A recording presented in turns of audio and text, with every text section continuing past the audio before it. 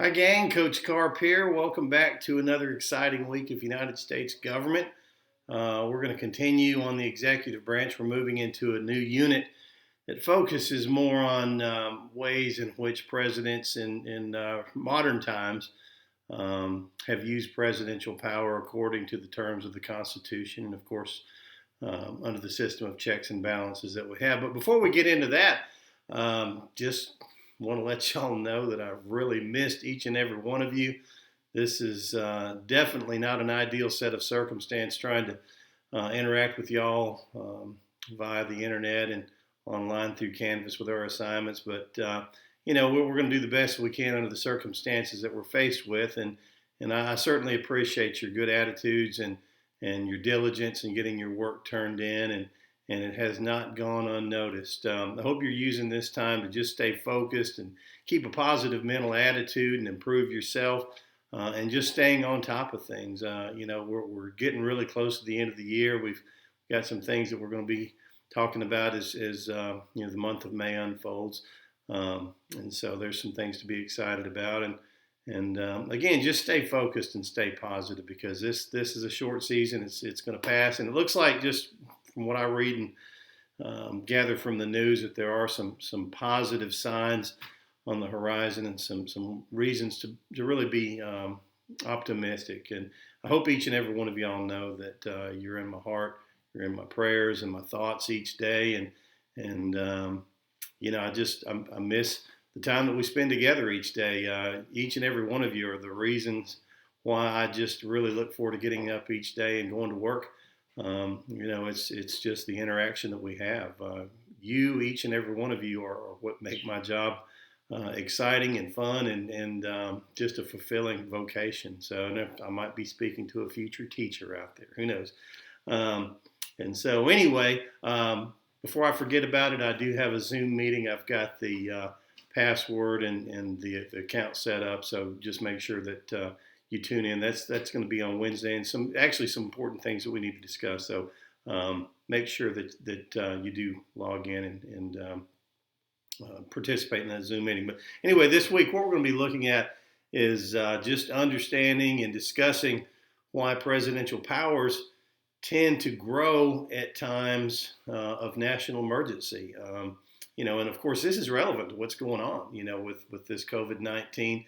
This is always, within the system of checks and balances, and oftentimes Congress and the president work together to make sure, that the president can make command decisions, but it's always, something that's agreed upon, that's according to the Constitution. So that's something that hopefully will be interesting, and it's certainly relevant. We'll also be looking at being able to discuss sources and limits of presidential powers. The president's not a dictator. The president represents one branch of the government. Oftentimes, I think people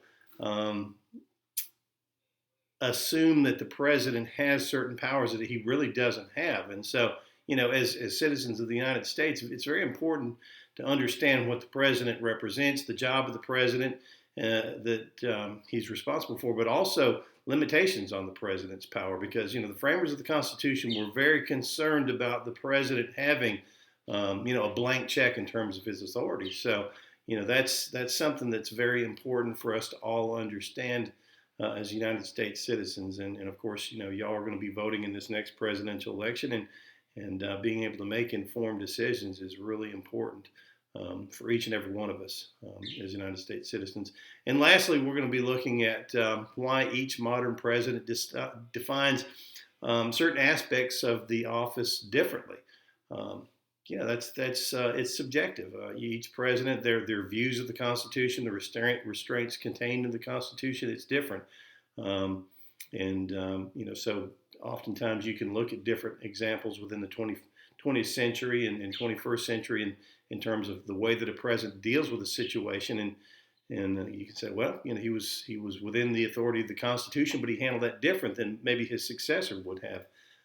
And so it's just interesting. I'm a history guy anyway, and so you can look at different presidents and their leadership style and how they dealt with different crises, whether it's Woodrow Wilson in World War I, Franklin D. Roosevelt in World War II, and of course the Great Depression, Prior to that, Lyndon B. Johnson in the Vietnam War, President George W. Bush during the Iraq War, and post 9/11. So it's just there's a lot of different things you can take presidential administrations and apply circumstances and how they handle that according to their view of their presidential authority.